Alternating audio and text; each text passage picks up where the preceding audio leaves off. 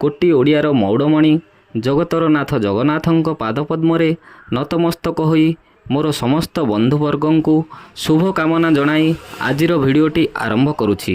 ଆପଣମାନେ ଜାଣିଥିବେ ଧନୁ ସଂକ୍ରାନ୍ତି ଠାରୁ ମକର ସଂକ୍ରାନ୍ତି ପର୍ଯ୍ୟନ୍ତ କାଳିଆ ସାଆନ୍ତଙ୍କ ପାଖରେ ଲାଗି ହେଉଥିବା ପହିଲି ଭୋଗ ନୀତି ଆରମ୍ଭ ହୋଇସାରିଛି। ଶ୍ରୀ ଜଗନ୍ନାଥଙ୍କ ପହିଲି ଭୋଗରେ ଲୁଚି ରହିଥାଏ ଦିନର ସମସ୍ତ ଆଶୀର୍ବାଦ। ମହାପ୍ରଭୁଙ୍କ ପହିଲି ଭୋଗ କହେ ପ୍ରଥମେ ଭଗବାନ ପରେ ସଂସାର।